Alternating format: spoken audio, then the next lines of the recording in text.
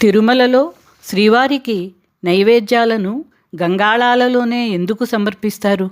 ఈ గంగాళాలను తిరుమల కార్యకలాపాలలో మన్రో గంగాళాలు అని ఎందుకు పిలుస్తారు? దీని వెనుక గల మూల సంఘటనలను గురించి ఇప్పుడు మనం తెలుసుకుందాం.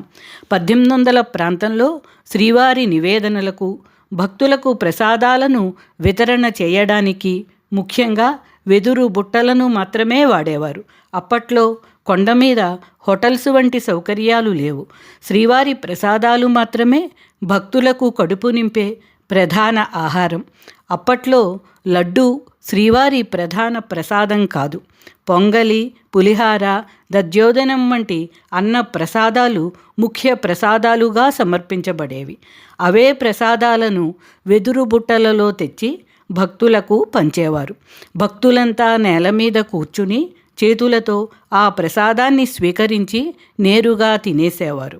1800 ప్రాంతంలో బ్రిటిష్ ప్రభుత్వం వారి ఈస్ట్ ఇండియా కంపెనీ తరఫున మద్రాస్ ప్రెసిడెన్సీలో గవర్నరుగా థామస్ మన్రో అనే అధికారి పనిచేసేవారు. దక్షిణ భారతదేశమంతా మన్రో అధికార పరిధిలోనే ఉన్న రాయలసీమ, కంచి ప్రాంతాలు ప్రధానంగా వారి ఏలుబడిలో ఉండేవి. మన్రో గాఢమైన క్రైస్తవ భావాలు గల విదేశీయుడు. ఉద్యోగ ధర్మరీత్యా చాలాసార్లు తిరుమల వచ్చినా ఒక్కసారి కూడా స్వామివారి దర్శనం చేసుకునేవాడు కాదు. ఆ కాలంలో తిరుమలలో భక్తులందరినీ సమూహంగా నేల మీద కూర్చోపెట్టి వారికి చేతులలోనే ప్రసాదాలు పంచిపెట్టడం, భక్తులు తమ చేతులతో నేరుగా ప్రసాదాలు తినడం చూసిన థామస్ మన్రో ఈ విధానం వలన భక్తులకు అంటువ్యాధులు, కడుపు నొప్పి వస్తుందని భావించి తన అధికారాన్ని ఉపయోగించి తిరుమలలో ఇలా ప్రసాద వితరణ జరగడాన్ని తన ఉత్తర్వుల ద్వారా రద్దు చేయించాడు. అంతే, మన్రోకి తీవ్రమైన కడుపు నొప్పి వచ్చింది. ఏ వైద్యానికి నయం కాలేదు. మంచాన పడే పరిస్థితి ఏర్పడింది.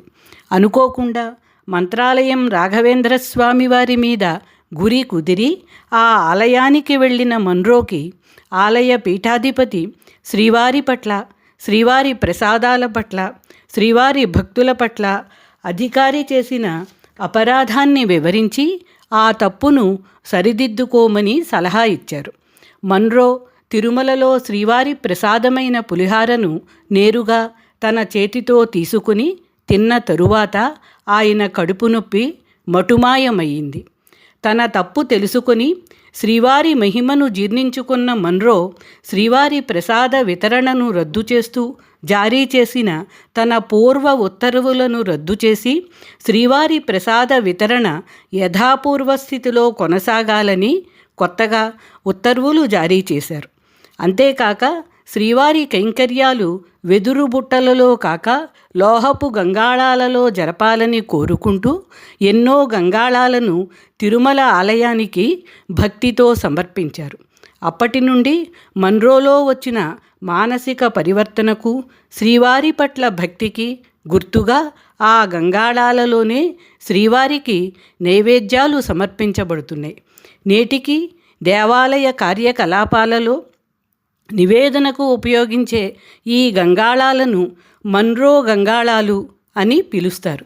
ఈ విధంగా శ్రీవారు మన్రోకు తిరుమల ఆలయ చరిత్రలో చెరిగిపోని చిరకీర్తిని ప్రసాదించారు.